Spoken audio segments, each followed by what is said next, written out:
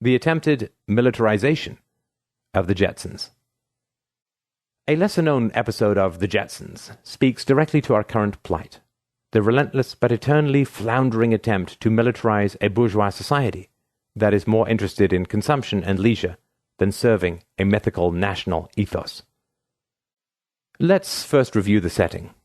The Jetsons is a cartoon made by Hanna-Barbera from 1962 to 1963.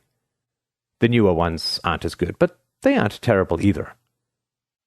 It is distinguished in science fiction lore by the fact that it is a rare attempt in this genre that actually succeeds in predicting the future. In the Jetsons World of the future, people are pretty much the same as they are today, except that they have more gizmos and far more leisure time. There are families, kids in school, teens in love, workers complaining about bosses, rock stars, and spouses assuming agreed-upon specializations. They love good food, so long as it is made very fast. They have pets, they shop, they are buffeted by fashion trends, they enjoy sports. That's the future. It is an extension of today, just as today is an extension of everything that followed before. There is no dramatic hinge of history that causes all rules to change as socialist or fascist or other totalitarian ideologies imagine. It is just the same old struggle playing itself out in different ways. The entire setting of the Jetsons underscores another point that is lost on most every writer of this genre. Technology does not change human nature, or dramatically rearrange the metastructure of limits and opportunities that form the basis of the social order. It doesn't rob us of free will or subject us to anonymous forces beyond our control or otherwise transform us all inside and out. Technology only makes what we want to do easier to do and leads to a greater degree of flourishing. If this point is so simple, why is it that so many geniuses have missed it?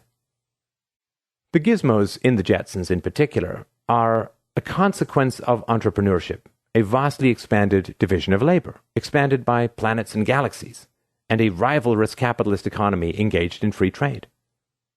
There is no central planning. They use money. People are hired and fired. There is risk. Inventions variously succeed and fail. Spacely sprockets and Cogswell cogs make capital goods to sell to others who make other goods, a complex structure of production requiring the passage of time and markets. They compete with each other, but also depend on each other, since cogs require sprockets to produce, while sprockets require cogs to produce. The technology used in the Jetsons is nearly on target with current trends. Workers sit behind screens and punch buttons and complain about long days. 2 hours, 3 days per week. The Jetsons foresaw the future of microtechnology, and so little things are always flying around. But the show did not foresee the microchip, so it was unclear to the makers of the show exactly what would cause things to zip here and there. We often see little machines with tailpipes and tiny, clean gas fumes coming out. The cars fly, which of course hasn't happened, but flight has become routine for the middle class. Travel is fast, but not magical as in Star Trek. Food is fast. Construction is fast.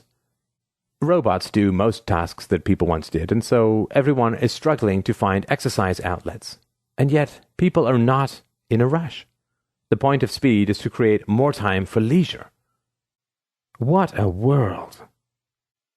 Where is the state in the Jetsons? There are traffic cops who speak gruffly, and there are police who try to catch burglars. That's about it. Oh yes, there is a zoning board that sometimes makes trouble for real estate developers. But for the most part, this is the ideal of the night watchman state. How this world manages to restrain the state is never mentioned, but there is no talk of a constitution or even a ruler at all, which provides something of a clue. In the episode in question here, G.I. Jetson, this normally bourgeois society, fueled by enterprise, technology, and the pursuit of leisure, comes to be dominated in the smallest way by a preposterous civic ritual, national service, in the militarized Space Guard. The episode opens with a nightmare in which George Jetson's boss, Mr. Spacely, has been transformed into a devil, lording it over everyone in Hades. He is chasing George with a pitchfork, George wakes up and Jane Jetson asks what's wrong. George responds that perhaps he has been working too much. "Yesterday I worked 2 full hours." To which Jane responds, "What does he think he is running, a sweatshop?" That very morning, a phone call comes in, and an official-sounding voice announces that George's number has come up. He has to leave immediately to go to train for the Space Guard, which requires some service from everyone from 18 to 80. His destination is Camp Nebula, which, his boy Elroy points out, is 10 million miles from the nearest asteroid. George responds, "You know the Space Guard, anywhere out of this world, they build a camp." The belligerent voice continues, making unreasonable demands, insisting on a strict sense of discipline and exercise and 100% compliance, which everyone finds ridiculous and tedious. After a 10-minute space ride, everyone protests the grueling trip. George arrives at Camp Nebula to find that Mr. Spacely turns out to be the commanding officer, and so the nightmare comes true. His first order to everyone is, "Take the men to the indoctrination center." And off they go. Spacely asks, "Who wants to be the first to be indoctrinated?" Of course, George is chosen.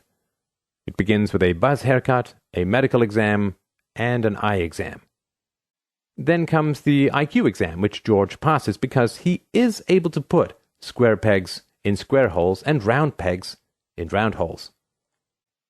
The next person takes the same IQ test and breaks the machine after trying to cram a square peg in a round hole.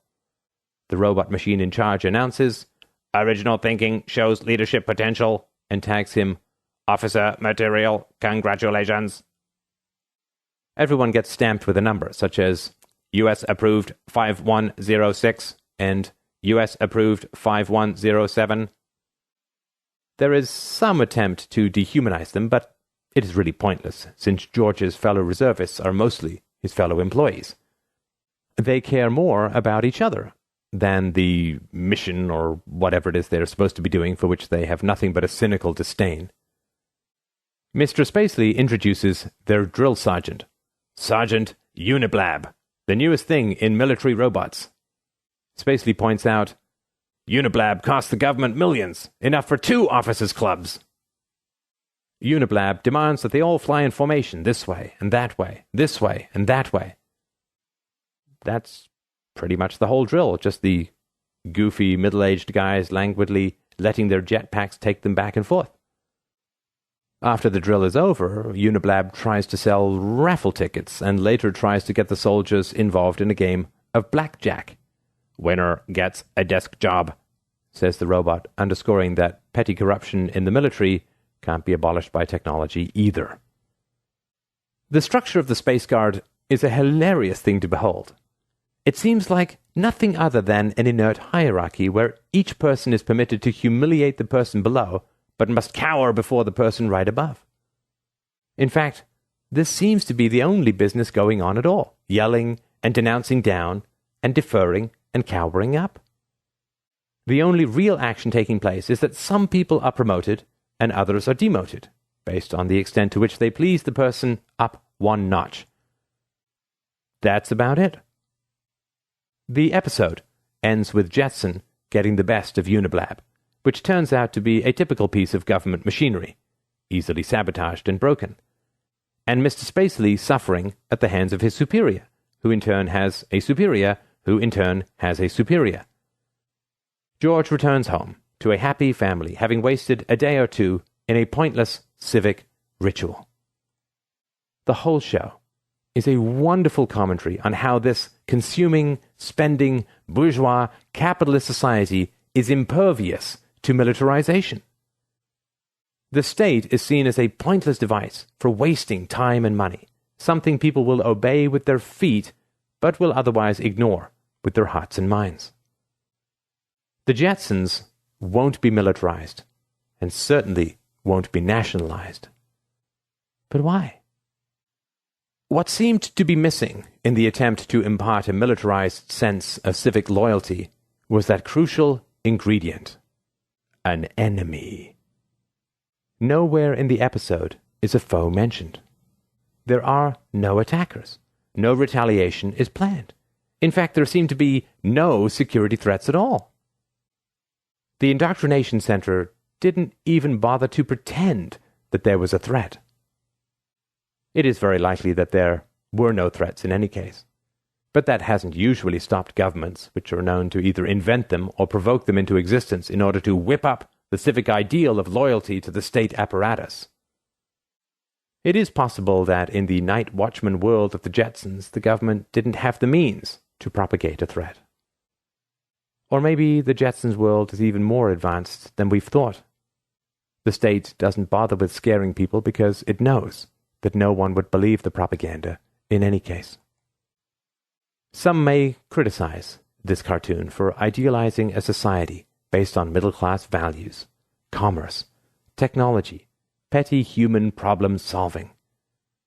But for anyone who loves freedom and human flourishing, the Jetsons' attachment to technology and domestic life are to be preferred to nationalist hysteria and the destruction of war.